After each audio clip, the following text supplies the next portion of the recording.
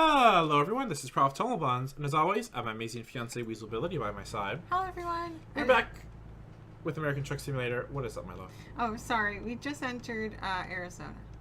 Oh, I always love pointing out the signs. Whoa, I'm getting beeped at real bad.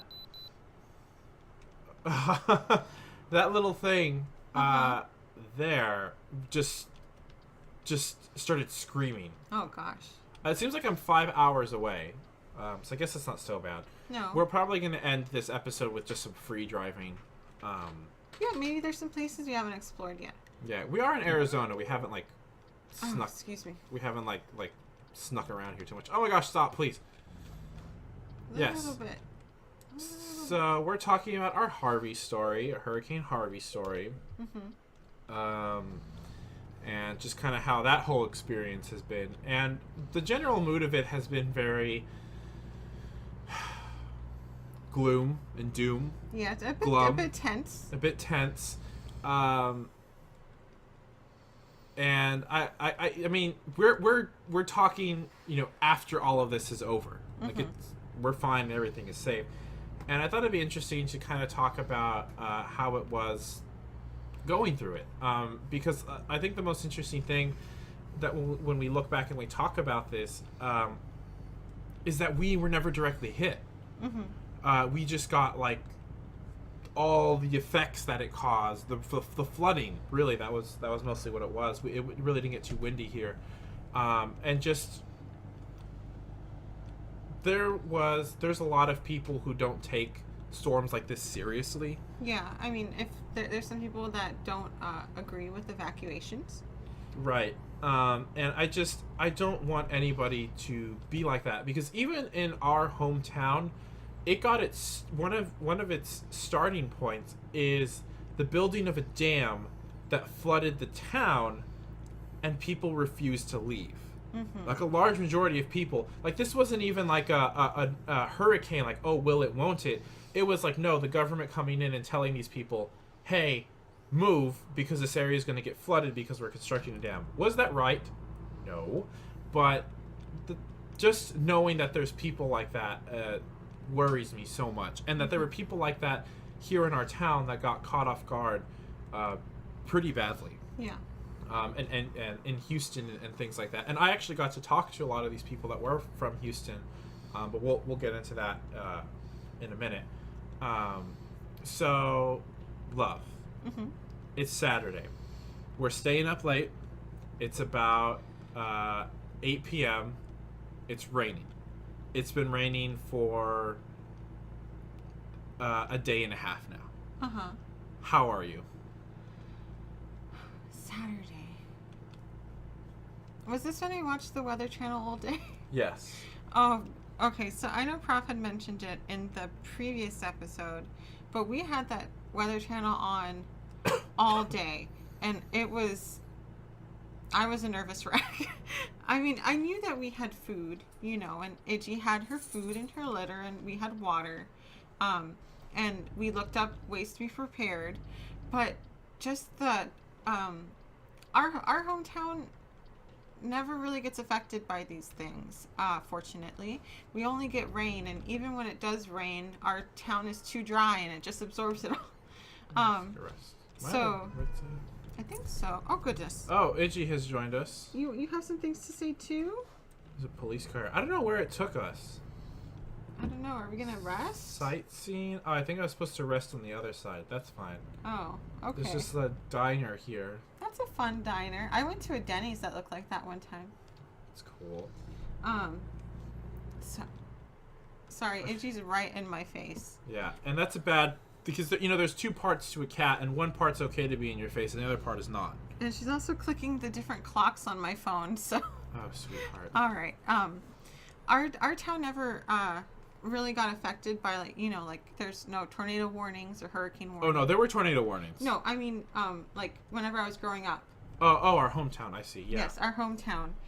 So I had never dealt with anything like this, or had family that dealt with anything like this. So Prof and I prepping for it and hearing all this news, we were really dealing with it for the first times in our lives, which was really scary. It was, and you know, the news used the term life-threatening a lot when it came to Hurricane Harvey, and they admitted that was exaggerating at the time, although obviously it really wasn't. I mean, sometimes you need to use. They actually did a poll that they showed that people respond more to evacuating if they use that term.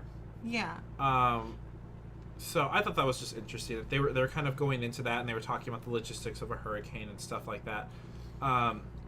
This is about 9 p.m.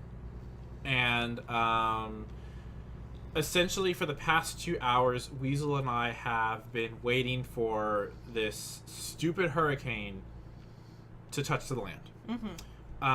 Because as we had said, we were in this cone of uncertainty, and there was like 7 different paths that the hurricane could take, or, you know, I'm exaggerating, it was like 4 or 5. Yeah, and some were closer to us 2 of them were.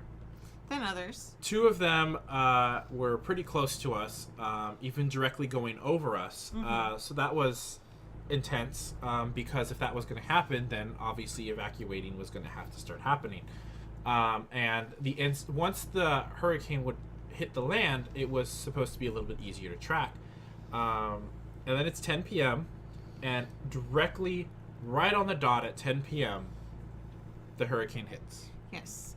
It makes landfall, I believe, in Corpus, and it just kind of goes haywire from there. That day, like we had said in the previous episode, people had run stores dry.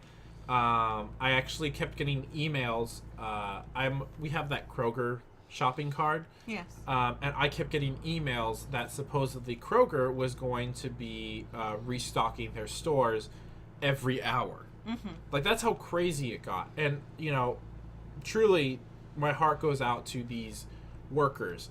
We live in Texas. We have 2 HEBs where we live. You know, and you hear a lot of stories.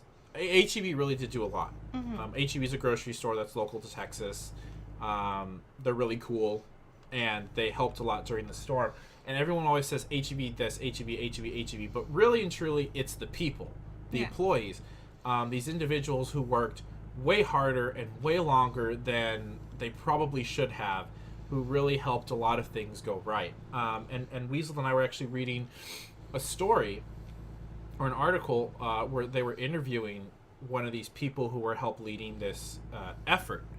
And it's incredible, the decisions and things these people had to make in terms of like they were calling like chip companies.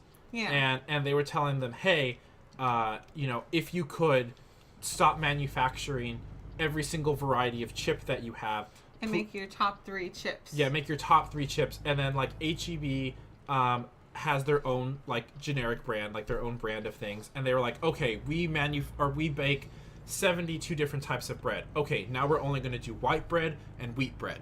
That's it. That's all we're going to focus on. Like, it was so interesting to read about how this store was managing this, and just the kind of like things and steps that they took. It was cool. Just from an interesting standpoint. You know, if you could, I wouldn't even know where to direct you, but that was just such a really cool article to read. But you know, truly, these truck drivers and things like that who really put their lives on the line. They were driving these insane roads. Mail, I think it was declared that Saturday, was going to stop being delivered to our area. Yeah. Excuse me. Mail was going to stop being delivered. You know, Houston, there's a distribution center for the post office there. Just stop all of it. Yeah. Which I didn't even think about this, but the announcement that the post office had made when they started doing mail service again, people get their medicine through the mail. Yeah, they get. So the post office said they were only going to. They're going to sort all the mail, and the only things you had to pick up in person were medicines, and I think Social Security checks for older people. Yeah, like pretty much anything that the government was sending, you could go and pick up. And like once mail picked up again, man, it was just like boom, like the museum I worked at just got like a huge bag of stuff because Yeah. it was almost a week's worth of mail that was closed up, or that was being held up because when everything kind of cleared up in our area on Tuesday, mail didn't resume for the public Until Saturday. Yeah, until Saturday. Yeah, and it was really interesting because I work for an accountant, and we send things through the mail, and we had no idea when we were going to be able to send people, these important documents. Yeah, it was the end of the month. It was the end of the month, so you need to send rent agreements, checks, and do all these different things, and you can't. I put all these things in the envelopes. That's one of my jobs, putting things in envelopes, and stamping them. Well, I seal them and then I stamp them. And my boss was like, put everything in envelopes, don't seal it, don't stamp it. We have no idea when the mail's going to go out. So we just had these stacks of mail that we had no idea when we were going to send. And we had to call businesses and be like, hey, our vendor has its main building in Houston. Like, I don't think there's any place to send this to. Like, it was really crazy. And I remember you telling me that the checks that had to be delivered in town, you're like the one of the co-owners delivered them by hand. Yeah. So if anything was being delivered in town, one of the co-owners and then our manager went and delivered them by hand, or even to the business's owner's house if the business was flooded. So it was pretty crazy. Because even though this hurricane had hit, the world still kept moving. Mm-hmm. People still expected to get paid, which is, obviously the employees, that's important, but rent checks and stuff like that. Mm-hmm. People still expected to be paid. And you may not think about this, but not everything is direct deposit or can be. My business still does a lot of things through physical checks. It's important because it's a record. Mm-hmm, it's record. And I know that the executive director, my boss at the museum, he hand delivered these, rent checks and electricity and things like that. Mm-hmm. Excuse me. Because it did hit, like, right next to the first. I have a cough. I swear I'm not getting sick again. It is allergies. Right now the air quality is extremely bad because now that the storms are gone, everything is in bloom again. Mm-hmm. And there are fires in California right now. I know the whole world is going insane. There are fires in California right now, and the wind from the hurricane and from all the hurricanes, and there's like a cold draft and stuff like that, is actually bringing the smoke from California to Texas. Mm-hmm. So people who have sensitive lungs, like me, because goodness knows why, and you, are getting pretty bad. Yesterday, you and I were we were wheezing up a storm. Yeah, we were wheezing up. We combined, I think, had a lot of mucus coming out of our nose. That's a yucky way to say that, but yes. But yeah. The checks thing was insane. Just, I guess, dealing with that. Mm-hmm. And then we send out, like, at the museum, letters to our members and donors and things like that. And to have to hold all of that, or to be expecting, like, donors' checks to just... We didn't know, like, mail had been sent out, obviously, before the storm had started. And so to know that there's a chance that someone who said they were going to donate money to the museum or a grant or whatever could just be lost. Yeah. Which is really scary for a nonprofit, to have that happen. Yeah. Would you mind turning on your lights? Yeah, sure. There we go. Hey, we're going to be delivering this. Yeah, so we're just probably going to do some free driving. That sounds like fun. There we go. Perfect. Let's play it safe. Let's see how long it's going to take me. I mean, you did a good job with hooking it up. Thank you. So, yeah, that Saturday, it was still like we were calling and texting our families very frequently. Sometimes it got so stressful that we would just fall asleep. We would just take a nap. And it was always funny because anytime we did that, because we were communicating with our parents so frequently that whenever we did take a nap, we would immediately get a million calls from them. Yeah. Asking if we were okay. Or our parents would call each other and ask if we were okay. Hey, look, I leveled up. Oh, nice. Super prof. A professional prof. Let's do something fun. What is this here? Flammable, and what's the other one? Flammable. I like the stripy one. Flammable also... solids. Ooh, okay. Yeah, let's do that one. Let's do that one. That's fun. Nice. Yeah, so let's just drive. Let's see if there's anywhere we haven't been. This whole stretch of road. All right, let's go to that business. Yeah. Oh, let's go to this town. Ooh, okay. Should take us 4 hours. That might take us the rest of the episode. Yeah. Where should we go specifically? Maybe like here. Yeah, there looks good. Yeah. Okay. Cool. Excuse me.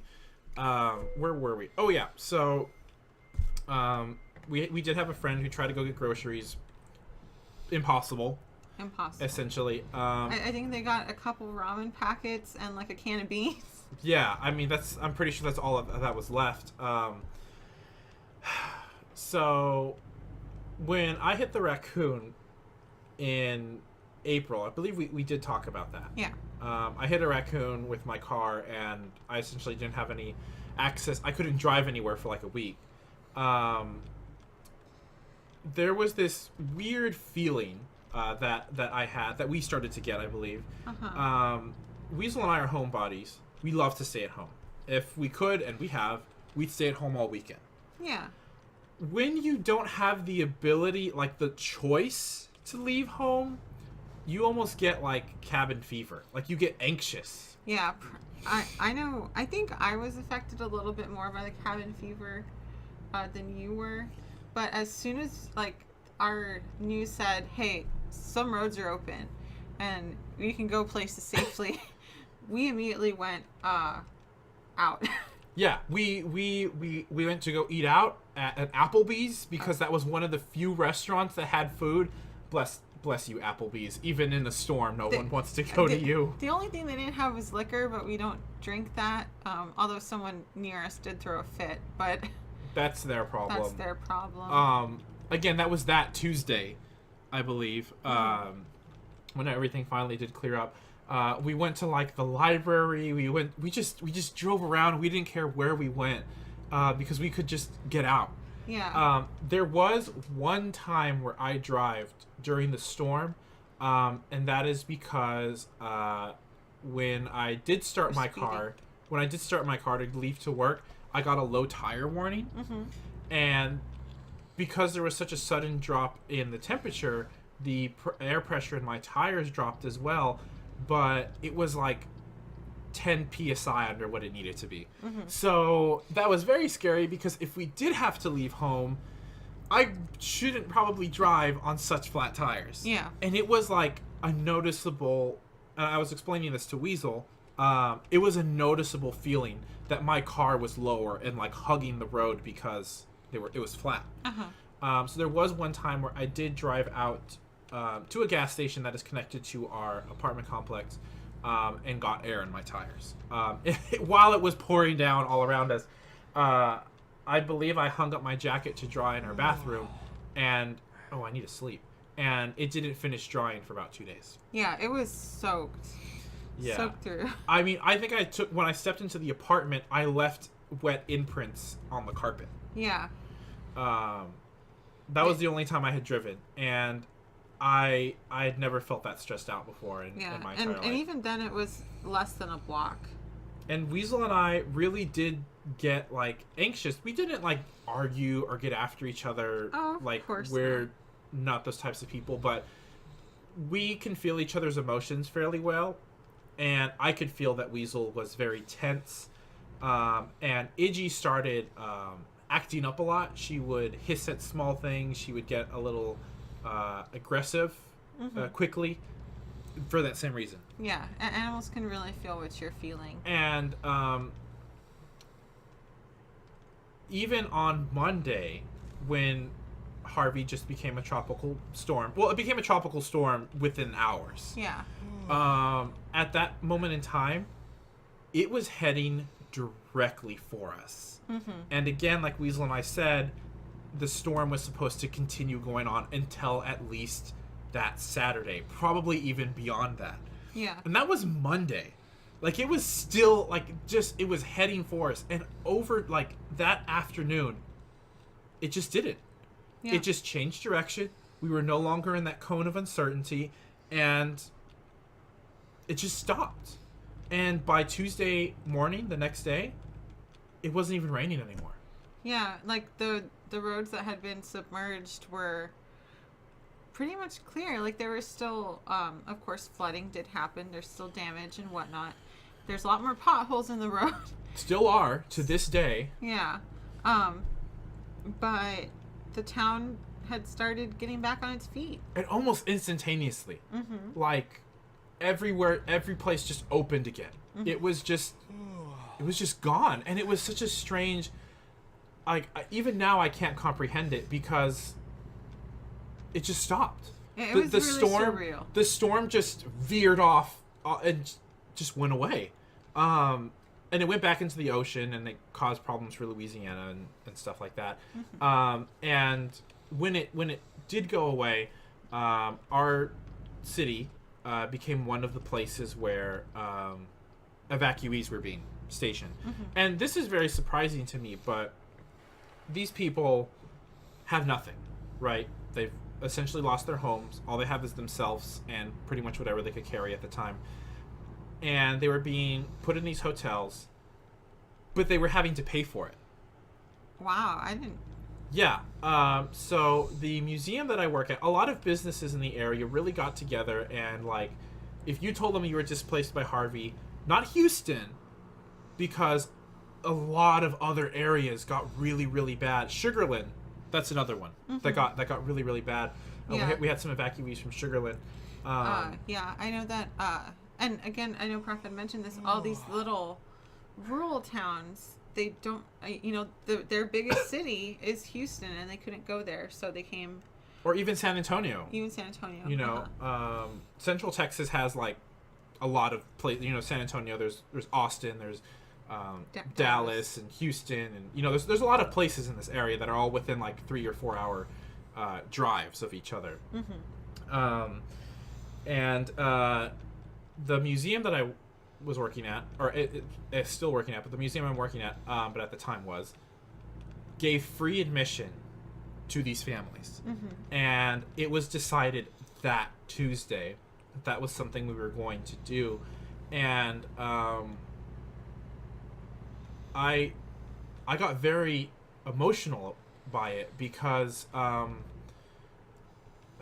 sorry, it's kind of harder for me to talk about now. Mm-hmm. These parents would come into the museum with their kids and were ready to pay.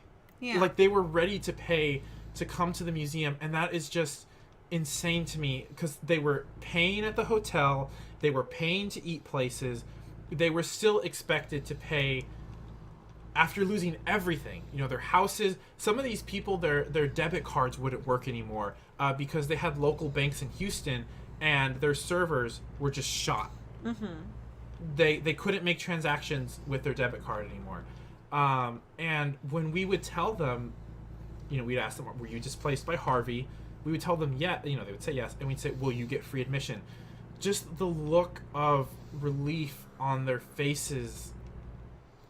I will personally never, ever forget that. Mm-hmm. It was an emotion I have never seen on another person before. And I've never been prouder to work at where I work because at the end of the day, we gave these parents a place to relax. We had AC, we had working restrooms, we had water fountains. We were charging them zilch for all of this. Mm-hmm. We don't have, like, a food court or, like, water or, like, drinking, or what are they called? Vending machines. Vending machines. They could just sit there and nobody expected any monetary compensation from them. Mm-hmm. And their kids got to just be kids. They weren't really these children, you could tell, for them it was just going out of town. They really weren't comprehending the situation all that much, I felt. And they got a chance to be kids, and it was just amazing. It was such a wonderful feeling to be able to provide that opportunity. And we didn't give free admission just that day, that Tuesday. We gave free admission until Saturday. There was one day where combined, we had 100 adults and kids displaced by the hurricane that came to us completely for free. There were some families that came to the museum every single day because we were the only place that would take them for nothing. Yeah. And I'll just never ever forget that. And the museum has always given me problems. I've always complained about it. The directors are sometimes completely so far removed from reality that I'm not even sure how they exist as adults. I have some of the most stressful coworkers sometimes, but that week we just all got together and helped the community, and we never got any recognition for it. We never advertised about it. We never told news stations. We told hotels that evacuees were staying at, and evacuees were telling, we're spreading the word, which is how we got so many people. I think in total, we got about 500 people. Yeah. We gave 500 individual people free admission to the museum. We got no recognition for it, and I worked this past Friday, and I had someone, we told them we charge admission for adults, and they looked at me dead in the eye and say, "You guys are just all about the money, aren't you?" And it hurt to have this parent tell me that, and they weren't displaced; they were from the community, and they just looked at me and they were like, "You guys are just all about the money, aren't you? You just can't give anything," and it hurt because we did give to our community. We just didn't, and I'm not saying it's bad to try to look for recognition. We just didn't, and I don't think our community will ever know that. I really think the majority of the people will just never know that, but I will. And the people that you let in for free, and the parents of those kids will always remember. Yes. And I think that you guys and the people that you helped are the people that really matter. Yeah, and that's really all that does. I'm not looking for compliments or anything like that.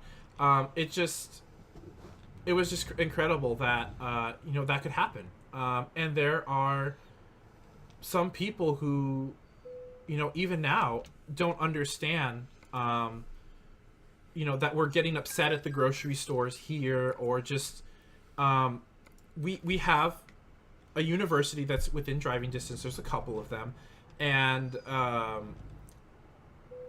one of them was having, it's the beginning of the football season, right? And one of them was was going to have their football game, and guys, we're not joking when we say this. People were complaining to our local news station, the one that we listen to the most, were complaining, saying, "What are we going to do about hotels? They're all full up." Yeah. And then some of the universities were giving out football tickets, ones that didn't sell. And they were like, "What are we going to do? Like, we haven't bought our tickets. We were going to buy them on game day. Now what are we going to do?" And, if anything, the whole experience taught me that there's just some people in this world that you can't please. And there's some people in this world that just really don't care. Or they're a bit selfish. Yeah. Or their world is them. And it gave me a new perspective on letting certain people's comments get to me, whether it be on YouTube or in person. I have a painted fingernail. I wear clothes that have, like Pokemon. I just bought a T-shirt today at Target that has Powerline on it from the Goofy movie. And I've gotten, you would be surprised, strange comments about wearing a shirt that has Pokemon on it when I have this mustache and beard and look like, some late 20s, early 30-year-old, who is also interested in anime and would rather watch Cartoon Network than Breaking Bad. It's amazing the kind of comments you can get sometimes. And obviously there's people who have much worse. I'm not saying that there's some that don't, but it's just taught me that there's some people in this world who are just so angry and I guess miserable that they feel the need to take it out on you. Yeah. Even in this time of crisis, there were some people that were complaining that HEB didn't have bread. Well, it's like, yeah, they're giving all the bread to the people in Houston and in these communities that are affected far worse than we were. And I guess one of the main reasons why I wanted to tell you guys this story or talk about our Harvey experience, and I really wanted to end it with me talking about the museum I work at giving this free admission, is, have a heart. When, it's okay, and this is something else I also want to talk about. Have a heart. Some people are going through an experience you can never possibly imagine. Even now, Houston is probably still underwater. Just 2 days ago, the grocery stores restocked. You and I went grocery shopping for the first time in half a month. Yeah. Because we didn't want to go grocery shopping as soon as stores were starting to get stuff, because there were some people in our area who lost their homes. Yeah. I really wanted them to get there first, or even some of these Houston evacuees. I really wanted them to get there first. Yeah, we weren't sure when they were going to restock again also, so. Some people are in worse situations than you, and sometimes you need to understand that. But it's okay to also complain about the situation you're in, which I'm not saying Weasel and I are complaining. We're talking about our experience, and it was really stressful, and it was really bad. But we also understand that we weren't, we're not going to be like, oh my gosh, it was so bad. We can totally relate to what happened to the people in Houston. I personally, and I'm sure I can speak for you, Love, will never, ever understand even 1% of what those people are going through right now. No. And Houston will continue going through. We got an email, the museum did, about some meeting that we were going to go to, and this thing was going to happen in March, and they were like, for now, this thing is postponed. Please don't make any plans for it yet, because we don't know how things are going to be. Guys, that's in March. We're September. Yeah. And, they're still going to be experiencing stuff like that. People don't know how the restoration process is going to go. Yeah. So if anything, if there's anything, a message I guess I want us to end on, it's, try to understand that there are some people who have it worse than you, especially in times like these. But it's okay to be stressed out in your situation. That can be in any day-to-day thing. You can be stressed out about school. You can be stressed about your job, and that's fine. But also understand that there are people who can have it much worse. Yeah, and don't take out your feelings on other people. That isn't going to help anyone. No. Oh my goodness gracious. I'm going to hide in this garage. And, in these times where oh my goodness, someone just started their car or something outside. And in these times, this is the last point I want to kind of go on. Weasel and I, we don't have a lot of money. We really couldn't donate anything to any organization. And that's fine. You may be geez Louise, guys. You might be a, 16-year-old kid, even younger, maybe even just our age, maybe even a 30-year-old, and you feel really bad that you can't contribute something monetarily. There's so many other ways to contribute. Yeah. Weasel and I, one of the things we did, we didn't go grocery shopping as soon as these stores got groceries. Yeah, and whenever we did go grocery shopping, we stayed away from, the things that everyone needs to buy, like milk and eggs and bread and stuff, or non-perishables. And whenever we did hear about organizations, we would tell our friends and our family about them, because maybe they could help. And we would try telling other people, because we live in an area where there's a lot of college students, and truckloads of these guys were going to Houston to help. They were bringing boats and friends and stuff like that. There were so many people that went to Houston that they had to turn some of them away. Well, places like Rockport and LaGrange and Sugarland were just as demolished. Yeah. And we're getting no help. There's sometimes just do a little bit of research. Sometimes it can be just doing that. You know, I'm part of a one of those groups on Facebook where people sell stuff. Yeah. And you know, there were some people on there saying, "Hey guys, I see you asking like, hey, I have a boat and a truck. Who wants to come with me to Houston?" Some people were commenting, "Houston is turning people away. Go to Rockport. Go to LaGrange." Even that, Yeah. that helped people. You know, so sometimes in these times of need, the smallest thing can help. Mm-hmm. You know, it can even be something as simple as educating yourself on climate change. Because guys, climate change isn't a political topic; it's science. Yeah, and it is going on right now. You know, there's so many things you could do, and it doesn't have to be money. It doesn't have to be, you know, these people that were going out on their boats and saving people or whatever. Mm-hmm. It can just be something small, and that's what I hope you take from all of this. Yeah. Is just that, you know, anything counts. And I met some of these people firsthand, and trust me, they feel it. Yeah. They feel anything because they sometimes just don't have anything. Mm-hmm. Sorry there wasn't a lot of jokes. Sorry we didn't talk about what it was like trying to get Iggy litter during all of this, and you know, and the intense poop smell that was in this house. And the fact that they stopped bringing, like, getting to the landfill was flooded, so our house smelled like poop and garbage. Because right before all of this went down, we made a chicken dinner, and so chicken smells really bad, like 12 hours after you throw it away. So, by God, it smelled so bad in this apartment. Or the fact that literally yesterday I was cleaning out some of our cabinets and I dropped a very heavy Pyrex glass measuring cup on my foot, and it hurts. And of course I drop it on my foot the day before I have to go to work to help clean the place. You know, these two episodes are, I guess, more of a serious one. But personally, we're back. We're going to keep doing things regularly. I don't know when our podcast is going to start up. I'm just going to have to deal with the fact that I am going to be in full gear with work pretty much all of the time now, because it hasn't calmed down since I became manager. Mm-hmm. And I certainly don't mind that. I love where I work. I could work there forever, and I am very confident in saying that. So we'll figure it out. But we'll be streaming regularly from now on again. Yeah. If at the very least to make you smile. So I want to thank you all for watching. Hope you stick around for the next one, and wherever you are, I hope you have a good night, good morning, or good afternoon. Bye, everyone.